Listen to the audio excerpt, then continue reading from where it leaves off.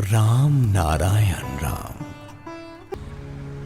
जीवन की असफलता सफलता की ओर अग्रसर होना है। कभी कभी असफलताओं एवं घात प्रतिघात के दबाव से दुखी होने पर निराशा छा जाती है। पथिक थक जाता है। पृथ्वी पर एक मिनट भी रहने की उसकी इच्छा मिट जाती है। लेकिन हे पथिक, मैं तुम्हारी सारी बातें मानता हूं। एक दिन तो तुम यहां से चले ही जाओगे। उससे अधिक क्लांति तो नहीं आई है। ये जो भी हो रहा है वो मृत्यु के मार्ग की ही वंदना है। तिल तिल कर समाप्त होना होगा। निराशा, घात प्रतिघात और रोग शोक आदि उसी के संकेत है। तुम अच्छी तरह जानते हो कि तुम यहां से चले जाओगे। तो क्या संकीर्णताओं के जाल में बैठे रहना उचित है? जब जहाज को डूबना ही है, समय नहीं रह गया है, तब यात्री धन बटोरेंगे या प्राण बचाएंगे? प्राणों के सामने धन तुच्छ हो जाता है। उस समय मनोवृत्ति को उदार होने के लिए किसी निर्देश की आवश्यकता नहीं होती है। उदारता अपने आप आ जाती है।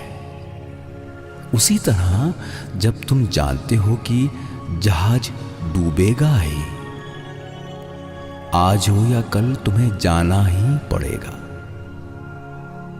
इस पर तुम्हारा कोई जोर नहीं है। तो तुम्हारा क्या कर्तव्य है? हताश निराश होकर सब कुछ नष्ट करने से कोई लाभ नहीं है। पथिक को पाथे की आवश्यकता होती है। सृष्टा ने तुम्हारी सृष्टि की है, तुम्हारे हाथ में पाथे ही दिया है, तभी तुम चलते हो। ये पाथे या आश्रय ही तुम्हारा मार्ग सहज कर देगा। ये पाथे ही हमारे जीवन की सभी जटिलताओं को दूर करेगा। क्योंकि पहले ही कह चुका हूं कि तुम मुक्त जीव हो। मुक्त अवस्था से ही जीव लोक में आए हो।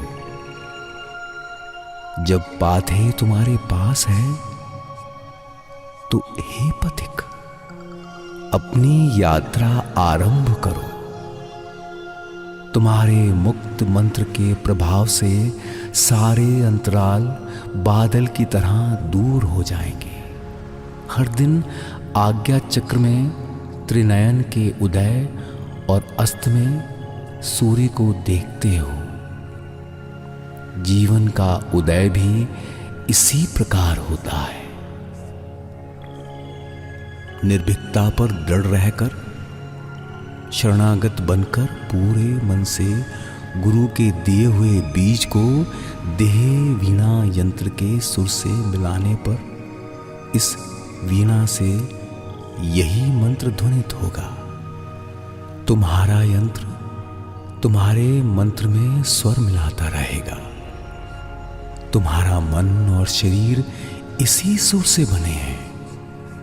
इसलिए तुम्हारे देह या मन में जो बेचैनी होगी वो सुर का झनकार मात्र है।